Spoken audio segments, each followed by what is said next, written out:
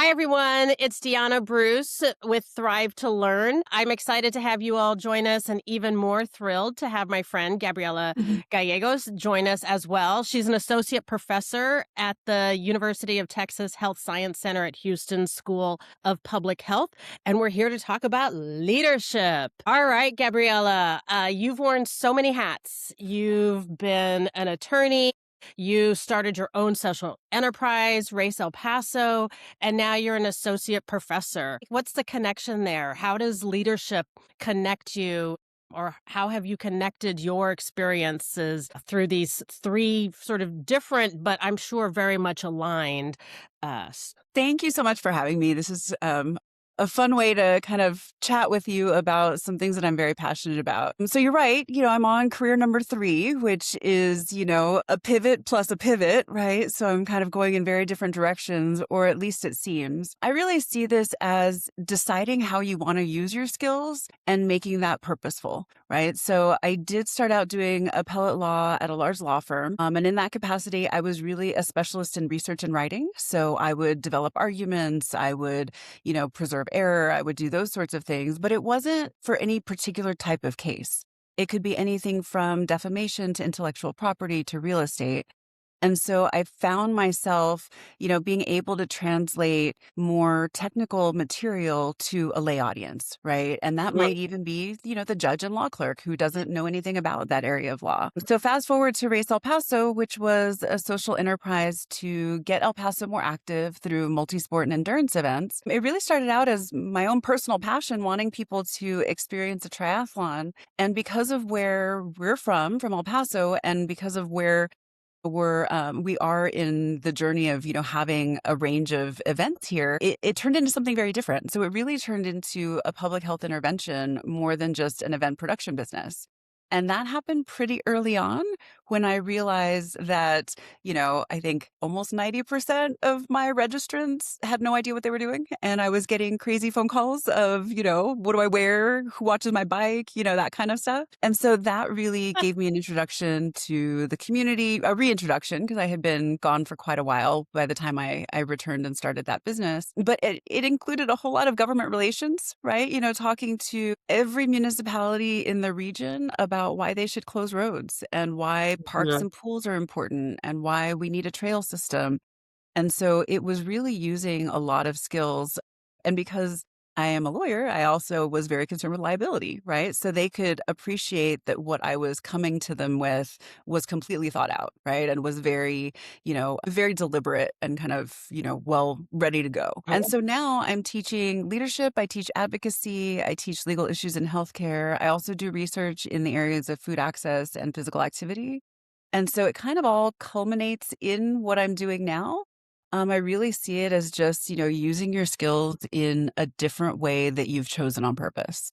Mm-hmm. Yeah, and that's really cool. Thank you for. I don't know if you've ever connected it for me before. I've just sort of watched your career and enjoyed it, and definitely seen the positive impact that Race El Paso being a public health intervention has made on the lives of people that I know and I'm close with. I've had the pleasure of also speaking in one of your classes, your Mhm. applied leadership class, and it's really impressed me to see public health doctoral students taking on and wrestling with leadership. In my business, when I work with my clients, I always lead with empathy, and Mhm. it's really important to me.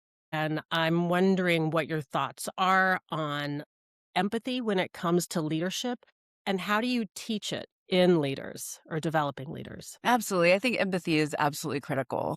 And really, to develop it, I think you lean on curiosity and humility, right? And try to really develop those as skills, right? It's something that can become a practice. But empathy, I think, is key to, not making assumptions, right?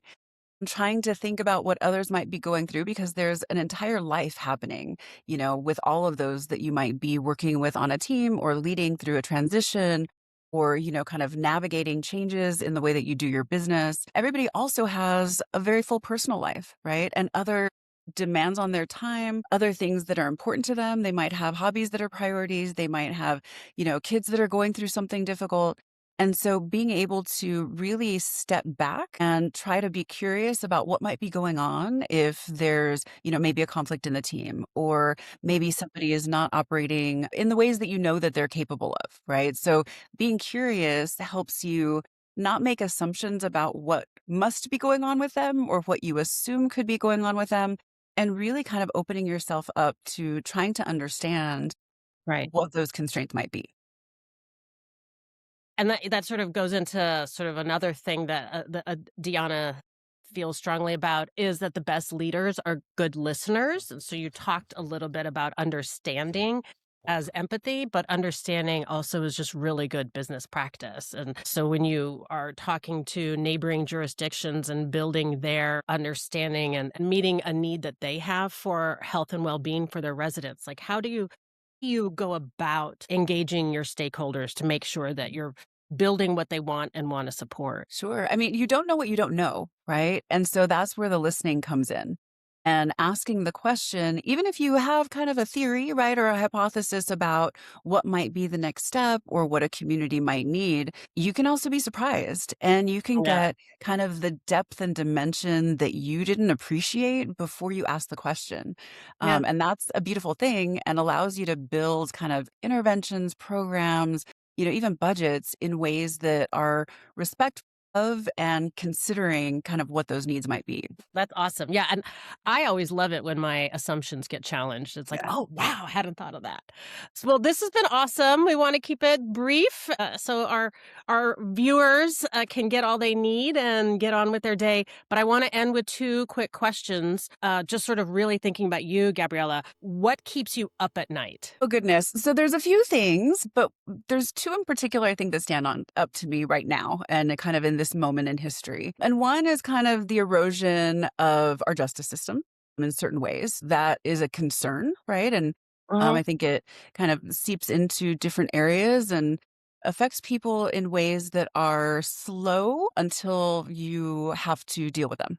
And so there are Mm. things that I think could happen in ways that are almost invisible until truly they're in crisis. And the other is, I think, over reliance on tools like AI. I think that they're very valuable and fantastic and actually kind of Mhm. a giant leap forward.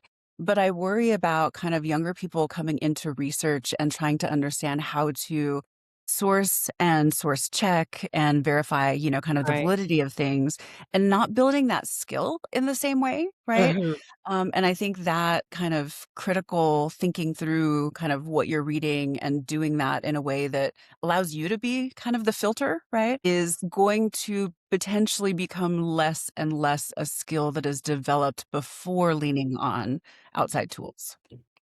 That's interesting, that filter, Mhm. make sure you remain the filter. And finally, what makes your heart sing? Oh, goodness. So I love open water. So beaches and oceans, which of course is hilarious considering I live in the desert. And I have very good friends. And so I think that spending kind of time with, certain very people who are very close to me really is that rejuvenation and kind of Mhm. gives me back energy in ways that sometimes you don't even realize that you need it in that moment. Mhm. Aw. Well, I just got back from the beach, so I'm with you on that. Maybe it's, being little If I desert can put those rats. two together, even better. Right, friends at the beach. Yes. Exactly how I like to do it. Well, thank you so much for being with us, Gabriella, and we're gonna make sure that folks know how to reach out to you, have your LinkedIn contact information. Hopefully, you'll enjoy watching this, and we'll see you later. Hopefully, next time in El Paso, we should get together.